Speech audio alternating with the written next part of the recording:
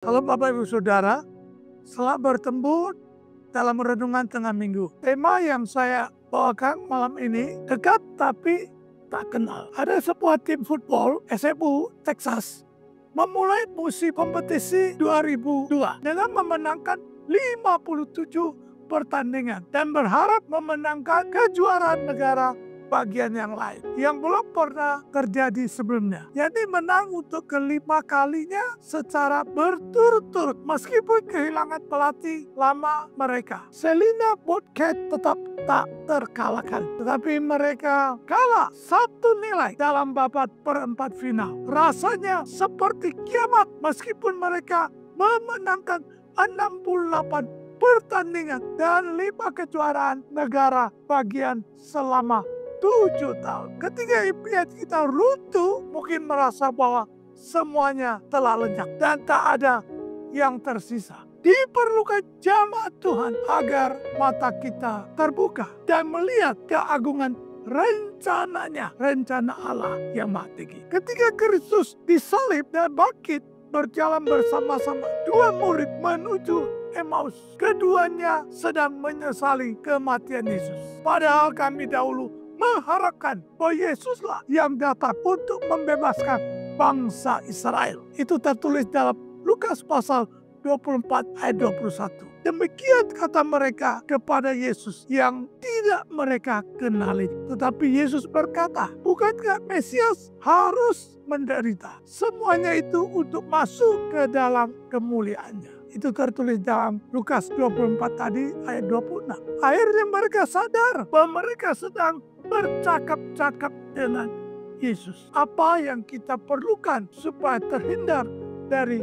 kekecewaan dalam hidup kita sehari-hari sebagai orang percaya. Kedua murid tidak memahami dengan benar apa yang Yesus pernah sampaikan selama masih bersama-sama dengan mereka. Mereka pikir Yesus akan memimpin mereka keluar dari penjajahan orang Romawi saat itu. Tetapi kenyataannya Yesus malah ditangkap dan dihukum mati. Pemahaman yang salah mempengaruhi kepercayaan mereka sehingga mereka melakukan tindakan yang salah dengan meninggalkan Yerusalem. Seperti kita senantiasa menghadapi masalah sehingga kita tidak berdaya, sehingga kita kecewa karena tidak mengetahui kehendak Allah. Kita perlu satu, membaca, merenungkan, dan memahami firman Tuhan dengan benar akan membuat kita mengetahui apa yang menjadi kehendak Tuhan bagi kehidupan kita. Tidak hanya memahami firman Tuhan, yang kedua,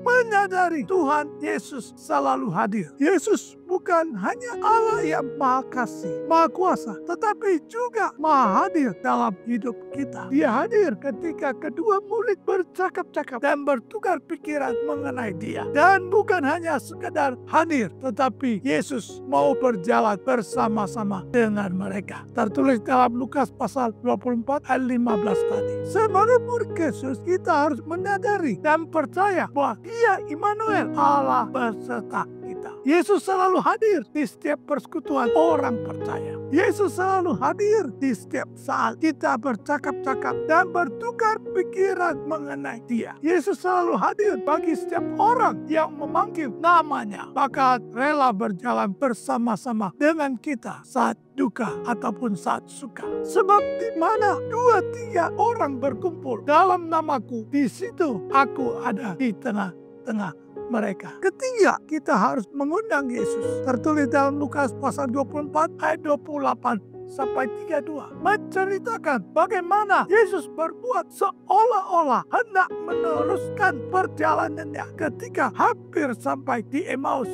Tetapi kedua murid mendesak agar maksudnya Yesus, tinggal bersama dengan mereka. Akhirnya Yesus pun bersedia. Dan malam itu merupakan malam yang penuh berkat karena Yesus mencelikkan mata hati mereka yang buta. Iman mereka kembali bangkit berkobar-kobar. Yesus sungguh memberkati mereka. Jika Anda ingin segala di dalam hidup Anda dan saya diberkati, baik soal keluarga, usaha, pekerjaan, pelayanan, dan lainnya, maka kita juga harus ngotot atau mendesak agar Yesus selalu bersama dengan kita. kita harus selalu memahami kehendaknya dan firman Tuhan. Menyadari Dia adalah Allah Immanuel yang selalu hadir bagi kita. Dan Dia hanya sadar tapi bertindak dengan mengundang Yesus, mengundang Dia hadir di dalam segala bidang hidup kita. Sehingga kerajaan Allah sungguh nyata di hidup